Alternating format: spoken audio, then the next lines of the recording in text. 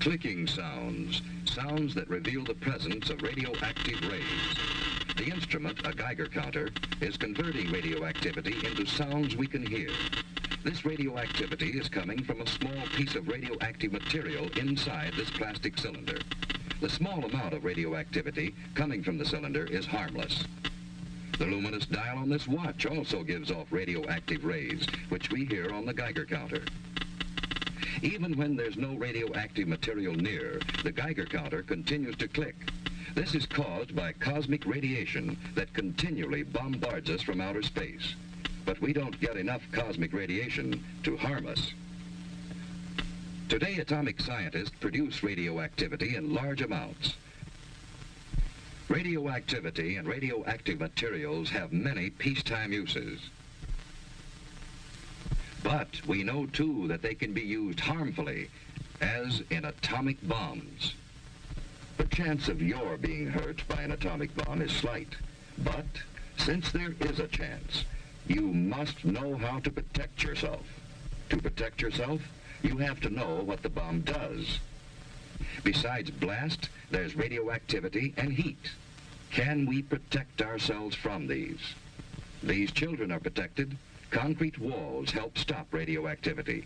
Any wall stops the heat. The heat scorches the house, but does not harm the children. Any solid gives some protection.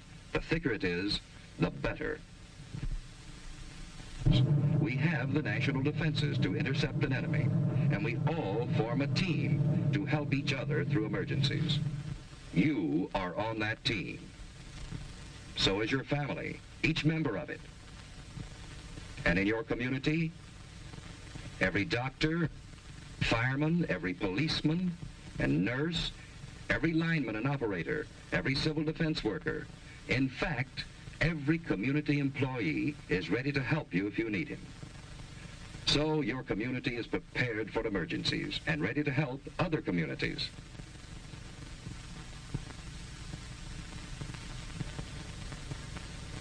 We have state and national headquarters for civil defense.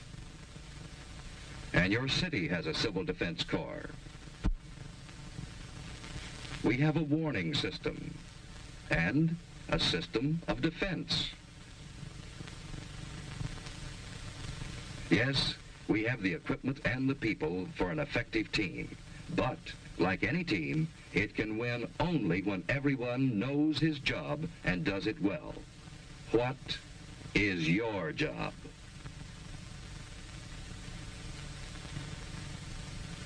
What if a warning siren sounds? What should you do?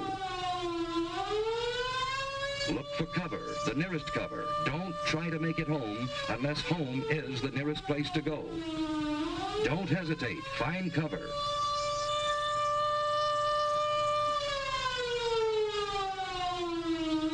Everyone is in on this. Strangers will understand. Finding shelter quickly may save your life. If you can't get into a house, get behind a wall or a steep embankment on the side away from the city. Civil defense teams will go into action immediately. If you're home, you've work to do. Hi, Susie. Everything's fine upstairs. How you doing here? Okay, I guess. That's good.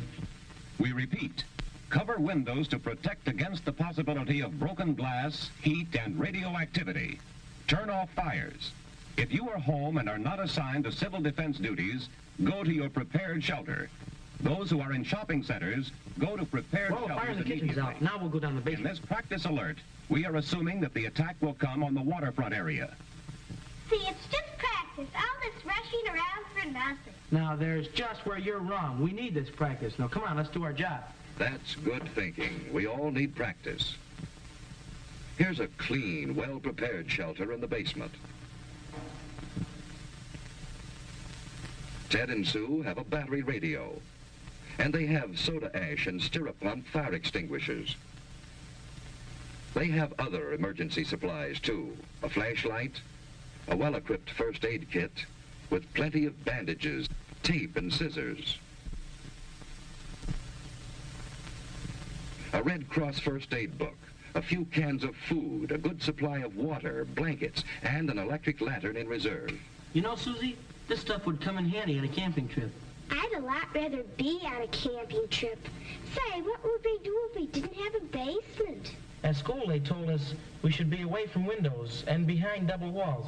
You know, like an inside hall. Ted's right. If you live in an apartment house, you can't all go to the basement. Head for a shelter area. If none is marked for you, find cover away from windows and in a hallway if possible. Wait for the all clear. Be calm. If you're on the playground, run for shelter. If you're in the schoolyard, get into the building. Move quickly, but in good order. Inside, go to the shelter area you've been assigned. Take your place on the floor. Here's one good way to protect your eyes and neck in case of a bombing. Wait for the all clear. So far, you've been watching a practice drill. But what if there is a bombing that comes without warning? What is your job then? Find cover immediately. Don't look at the flash. Stretch out. In about 1 minute, the immediate danger is past. Then head for safer cover. Another bomb may fall. Get indoors if you can. Shed your outer garments. They may have radioactive particles on them. If you're home, take shelter and stay down for about 1 minute. By then, the danger from radioactivity, heat, and blast have passed. Protect your eyes and neck. Let's get things shut up. Sue found shelter under her bed.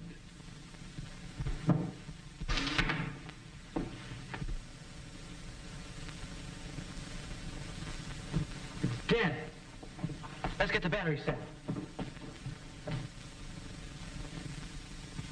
When the house current is off, that battery radio is essential. Keep tuned in.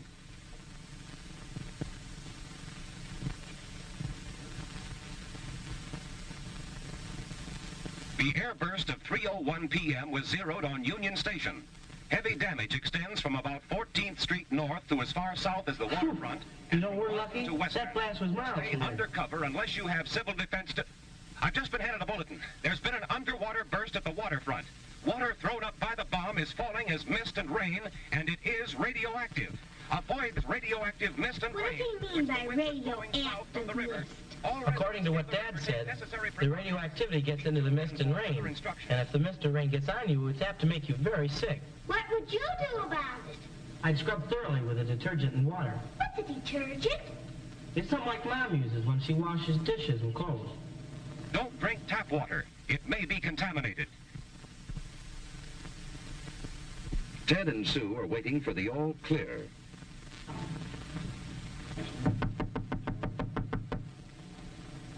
I'll see who it is.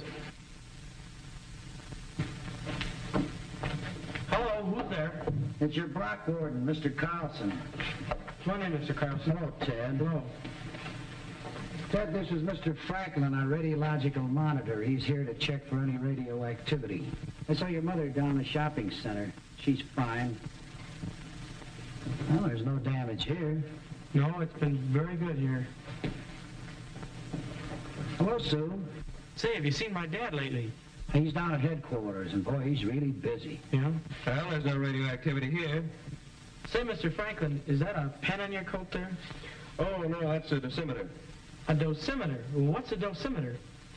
Well, it measures the amount of radioactivity that I've been exposed to. But this is the meter that I use to check with. Hey, Mr. Carlson, is there anything I can do outside to help? No, Ted, everything is under control. You just stay here till the all-clear signal is given. You've done a good job. Thank you, Mr. Carlson. Bye, Sue. Bye. A good job. That's what everyone must do to be safe. Doing a good job means simply following the rules in an alert or an attack and waiting until all is clear again. In this early and troubled stage of the atomic age, our very lives may depend on always being alert.